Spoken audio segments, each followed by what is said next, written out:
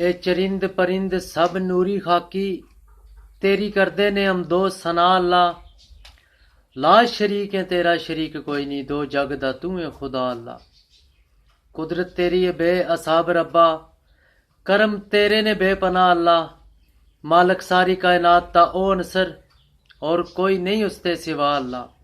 उसनू लोड़ नहीं साड़ियां इबादतां दी, बल्कि असियां सारे मोहताज उसते। रहिंदा अलग तू जेड़ा नज़दीक हरदम, आउंदे मर्जां ते है वी इलाज उसते। हर शै नू उसे तखलीक कीता, अव्वल आखिर तक रहणगे राज उसते। दर असल हकीकत है ए अनसर, कादिर मुतलक कोई और नहीं बाज उसते। अल्लाह कसम नहीं कहंदा झूठ लोको, आउंदा नहीं गुजारा दूर रह के। सुनिया पाक मदीने है नूर वस्ता, पर तकां किवें नज़ारा दूर रह के। आका सुन ले कभी सदा मेरी, कई बार पुकारा दूर रह के। करो करम ते जाए एक बार अंसर, रोंदा दिल विचारा दूर रह के। कि अन्नी दौड़दा बंदिया की फायदा, अखां खोल के लोड़ो तां लभसी।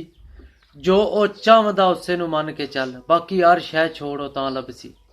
उसकी मर्जी मुताबक तू चल सिद्धा, कोई कट ना मोड़ो तां लभसी। रब लभण दा इको राह अनसर, नाता नबी संग जोड़ो तां लभसी। कि मौला कुदरत दा रंग अजीब तेरे, कुदरत दे रंग अजीब तेरे। दुनिया उत्ते कोई मंजिल असीन मिल जाए, तेरे नबी दी उम्मत दा हां बंदा, आशिक होण दा मैनू यकीन मिल जाए। दिन अशर दे कमली दी छां थल्ले, कदमा नबी विच जगह अमीन मिल जाए।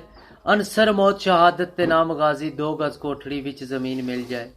कि सखी आउणगे लख करोड़ भावें, कैं कीती सखावत हुसैन वर्गी। कीता कुंभे दा कुंभा कुर्बान किसने, किसने कीती इबादत हुसैन वर्गी। खातर दीन दी सिर कटा दिता, करसी कौन इमामत हुसैन वर्गी। अनसर ने ते जिवें हुसैन कीती, कैं करनी तलावत हुसैन वर्गी। ते जावां सदके हुसैन दी शान उत्तों, करबल विच जिस वादा निभा दिता। नारा ला इलाह दा बुलंद करके, इल्लल्लाह दा डंका वजा दिता। हत्थां विच उठा के अली असगर, अपने जिस्म ते खून सिला दिता। खातर नाने दे दीन दी वेख अनसर, सारा कुंभे दा कुंभा को आ दिता।